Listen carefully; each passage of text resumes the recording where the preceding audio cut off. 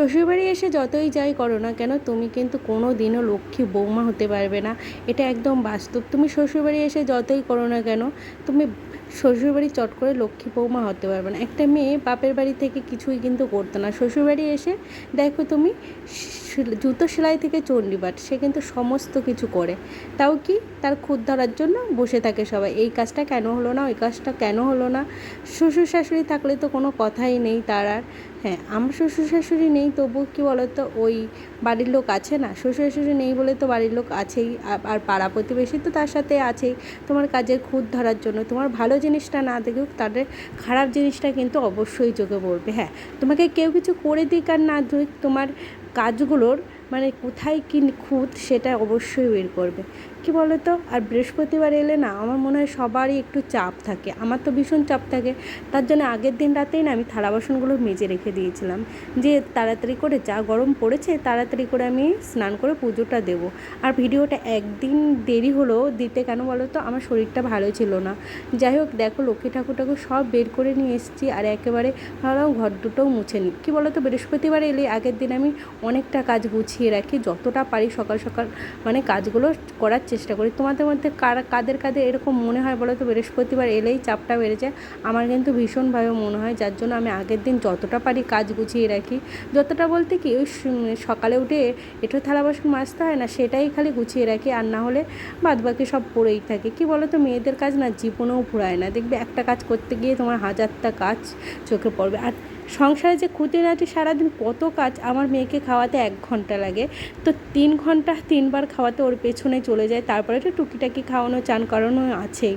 কি বলো তো, তারপরেও শুনতে হবে যে কী কাজ করো সারাদিন। আসলে কী কাজ করি নিজের মাথাটাও আমি আচড়ানোর সময় সময় নিজের মুখটা আদৌ আমি দেখি কিনা মাঝে মধ্যে আয়নায় সেটাও ভুলে যাই।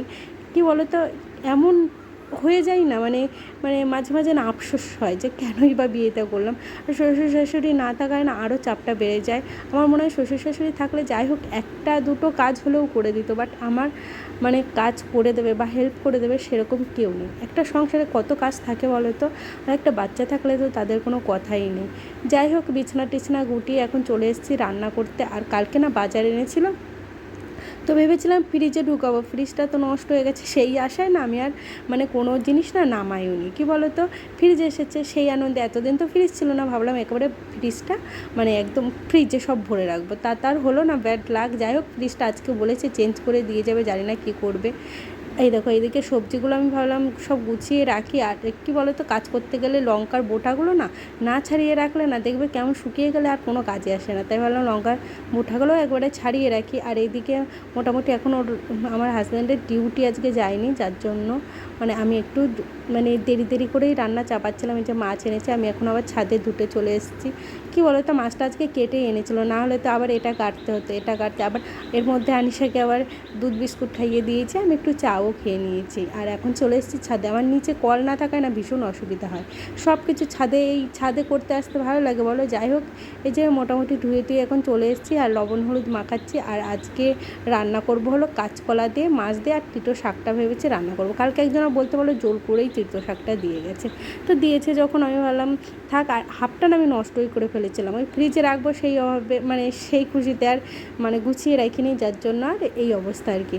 এখন বসে গেছে, এ দেখো কাঁচকলা, মানে একা হাতে কাজ, মানে মাঝে মাঝে মনে হয় কি মেয়েদের যদি 10টা হাত দিত না ভীষণ ভালো হতো। কী বলো তো, তাহলে সে মানে এদিক ওদিক সব সামলাতে পারতো। আর আমি যে গুছিয়ে গাছিয়ে কাজ করব সেটাও হচ্ছিল না, মানে তাড়াতাড়ি। কী বলো তো, আমার 10টার ভিতর 10:30টার ভিতর না খেতে দিতে হয়, অন্যদিন তো আরও তাড়াতাড়ি দিতে হয় যখন ডিউটি থাকে, এখন তো 10টা 10:30টার ভিতর দিতেই হবে।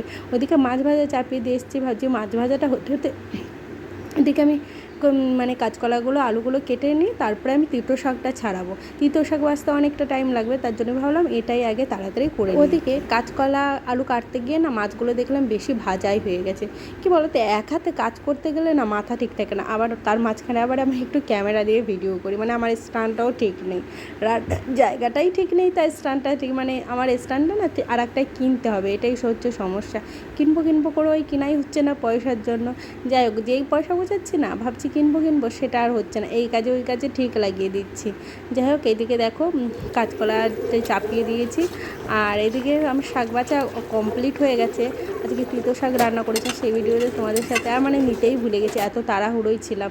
যাই হোক, তারপরে একটু গ্যাসটা ক্লিন করে নিলাম। আর রান্না বাড়ার পর গ্যাস ক্লিন না করলে না দেখবে ভালো লাগে না দেখতে, মনে হয় কি রান্নার চারিদিকে ছিটে যায় না।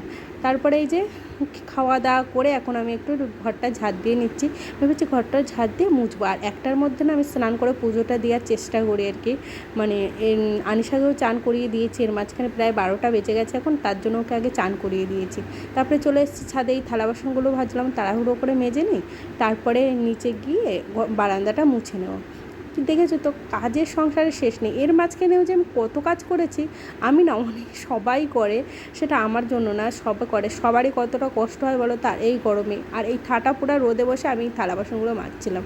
আজকে তো আমি সারাদিনে মাথাও আঁচড়াইনি, জানি না কখন আঁচড়াবো। একটু তেল নিয়েছি, আজকে একটু শ্যাম্পু করবো ভেবেছি।